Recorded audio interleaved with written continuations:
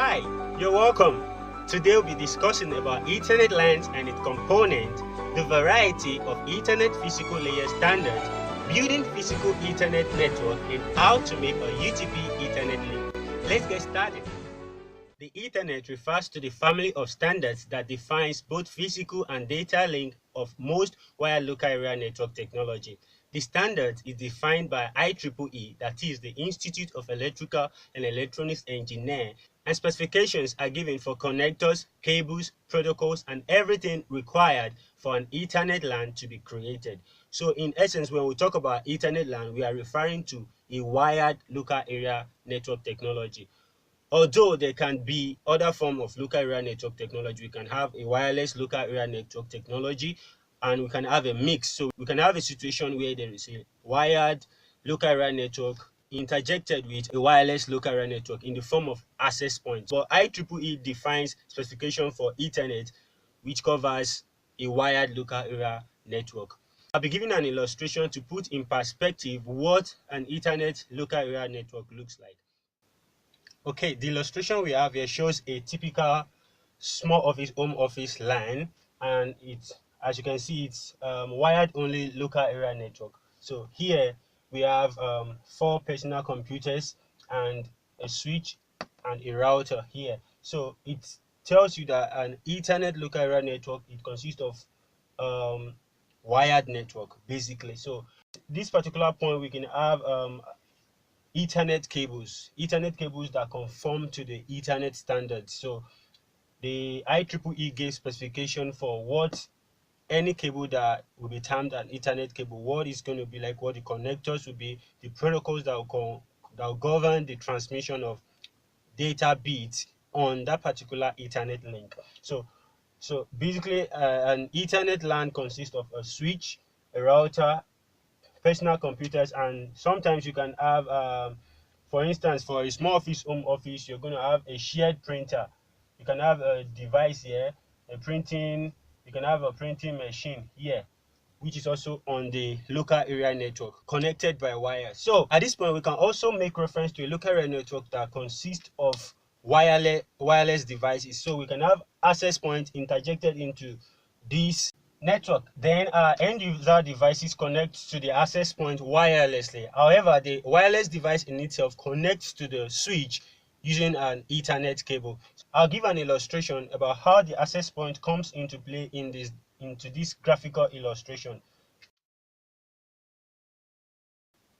Okay, so from our illustration, you can see 2 devices connecting to the access point and the access point to the switch using wireless connection. However, the Ethernet LAN is established as a link between the access point to the Ethernet switch. So this is what basically employs 2 different physical layer technology. So although IEEE also established standards for wireless network that establish wireless network. So that is the 802.11, which specifies radio waves connection. But we are focused on IEEE standard for local area network, Ethernet local area network, so which implies that it is a wired one. So I'll give an illustration that shows for enterprise Ethernet local area network, but for the enterprise Ethernet local area network, something similar but on a larger scale, like we discussed in our previous classes. So for the enterprise local area network, we have dedicated devices handling which function, unlike in this case where we can have a switch and a router in a consumer grade integrated network device.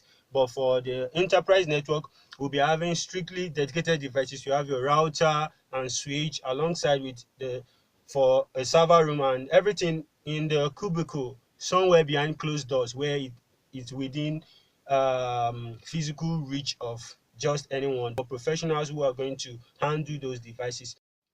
Okay, as you can see, for an enterprise LAN, it is a lot of infrastructure. You see a combination of different local area network technology. So this illustration can be likened onto a single building where you have up to about 3 floors. So you can have different devices running at different floors and all connected together to form a local area network. So on the first floor here, we have laptops, we have personal computers, we have shared printer, we have so our access point is also there connecting to the switch. Our personal computer here is connecting to the access point wirelessly. However, other devices are connecting to the access switch on each of the floor. So each of those access switches are connected to the distribution layer switch, which eventually connects to a router that links us to the internet in an enterprise network. So how does this connection comes to play? How are these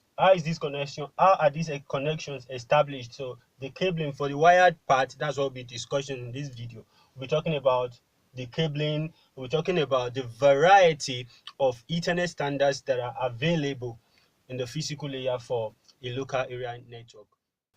Okay, the IEEE specification for Ethernet defines the type of cable, be it a copper core cable or an optical fiber cable, as the case may be. It also defines the capability of the cable in terms of speed. So we have different kind of cable and different performance based on what is designed in the specification. It also the specification defines the length of cable. So what is the maximum length this cable can be used, what maximum distance for which this cable can be employed. So IEEE defines Ethernet. So the formal nomenclature for IEEE standard for Ethernet is 802.3, and which stands for a common name for Ethernet is 802.3. So when you hear stuff like 802.3, we are referring to a copper core cable that has a maximum length of 100 meters. So and a speed of 10 Mbps. So Ethernet 10 Mbps,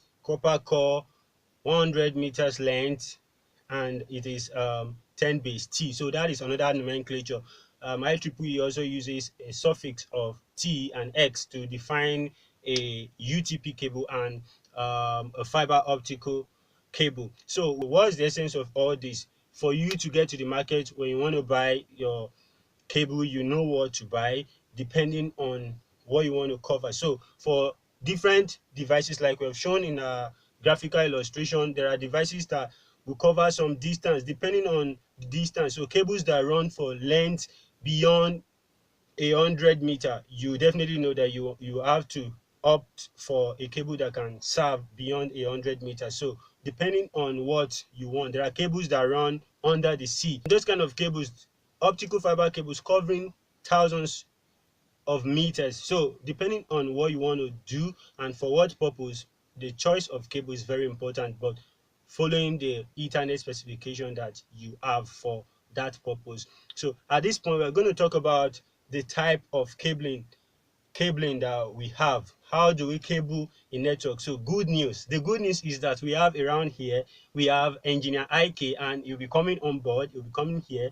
He's going to be showing us precept upon precept how to make an Ethernet cable. So those devices that we have shown before, they have they are connected to, for instance, you have a switch connect to a switch, you have a personal computer connect to a switch, or access point connecting to a switch, and so on. How they get to interact? So there's a way those cables communicate. So it's very important that you know how to make a cable to suit a particular purpose. So we define a straight through cable, we have a crossover cable depending on what you want to do. So there are standards. So we have a standard A cable, we have a standard B cable depending on the kind of cabling and the connector. Like we said, IEEE specified the connector. So the kind of connector, the pin out configuration of each of the connector is given. So I'm going to give a graphical illustration before engineer IK comes on board. I'm going to give a graphical illustration how those cables, how information data is transferred from one end of the cable to other end of cable, and the connector, how they interact. So depending on the type of cable. So but I want you to note that for personal computers, routers, and wireless access points, they transmit at pin 1 and pin 2 of your Ethernet cable. So they use pin 1 and pin 2 on the network interface card to transmit. However, your switch and hub, they use pin 3 and 6. So depending on what device is connecting to which, that's going to inform how your cabling is going to be. So let's get into description of cables and how they interact.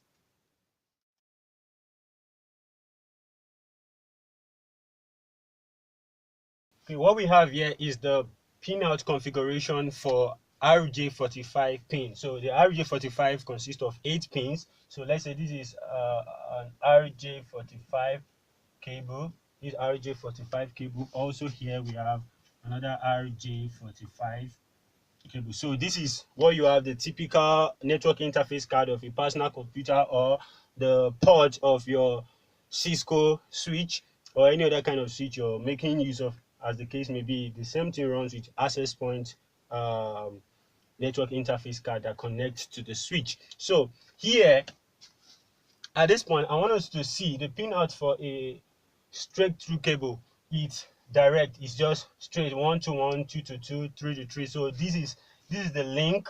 These are cables running. So for a these are cable running, but for a UTP cable, of course, you see those cables, they are twisted around themselves. There's a reason for that. There's what we call crosstalk. The reason why those cables are twisted together is to do what? To cancel out the interference, the magnetic interference that exists between those cables. So now the pin out for a straight to cable, it is 1 to 1. In that case, pin 1 goes to 1, pin 2 to 2, pin 3. Why? When can we use a straight through cable? In this case, we use straight cable for dissimilar devices. So dissimilar devices, what does that mean? For instance, if we have a switch here, if we have a switch here and we have a personal computer here. So for a personal computer, the personal computer transmits at pin 1, and it also transmits at what? Pin 2. However, for the switch, it transmits as the switch transmits at pin 3 and pin 6. So it receives at it transmits as pin 3 and pin 6. So what does that mean? It means that when the PC is transmitting, the switch is receiving. Also here, pin 2, it is also transmitting, it is also receiving. However, the switch is transmitting here, it's transmitting on pin 3, the PC is receiving, and on pin 6 the PC is also receiving. The other pins are used to carry electrical signals to allow the flow. Of course, these cables, they run on electrical signals. So we'll talk about the crossover cable. Okay, this is a crossover cable here. This is where the twist comes. The crossover cable, the cable is twisted at 1 to 3, then 2 to 6. Why is it like that?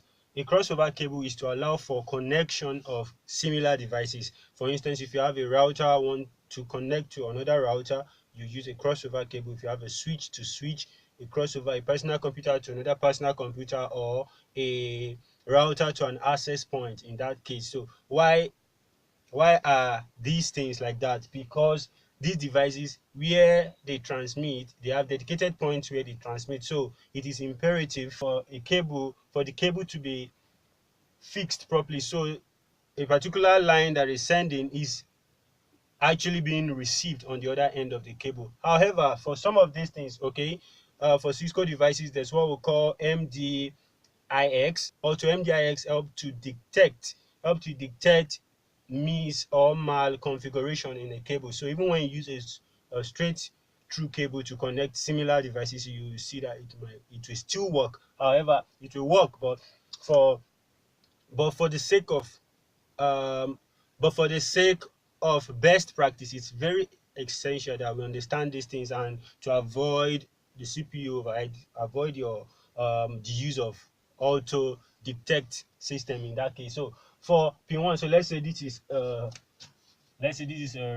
switch. This is a switch, as in the case we have for the story building that has access layer switches connecting to the distribution layer switch. So in that case, we are going to use crossover cable in that case. So the switch is transmitting at pin 3 and 6, and it's receiving at pin 1 and 2. So if that is the case, it means that when this switch is receiving, this particular switch will have a mechanism to receive what this switch is transmitting. So that's why we have it crossed. So the pin 1 that is receiving is going to pin 3 that is transmitting. So this is transmitting to pin 1 where this switch is receiving, and pin 6 is also transmitting to pin 2 where this switch is receiving. If you check it, the same thing goes.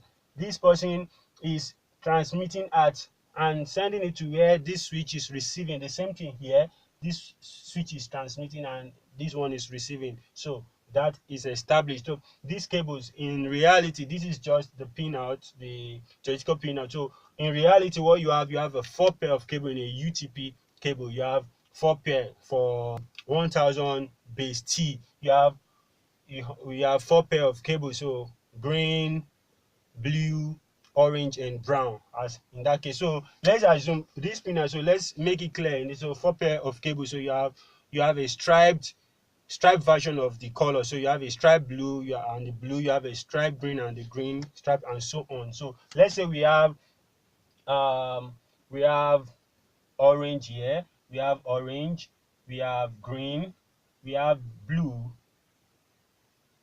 and we have brown. So for this, we're going to have, let's say, our pin 1. Our pin 1 is what? Our pin 1 is stripe orange. Our pin 1 is stripe orange. We have S orange is 1. So we have orange, that is the solid orange, will be 2, and stripe green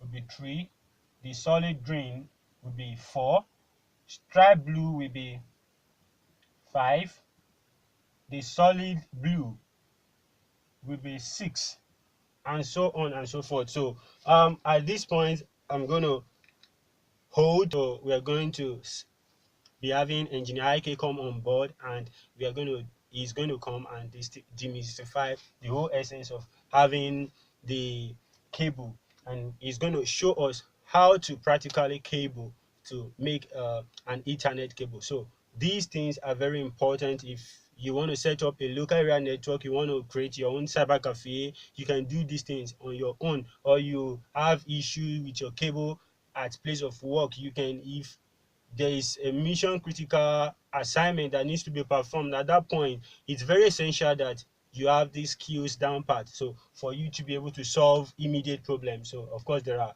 more complicated issues that you will require the need of an expert in that case. So engineer Ike will be coming on board, and we are going to be starting proper crippling a cable, setting up a cable, everything that we need to make a cable work.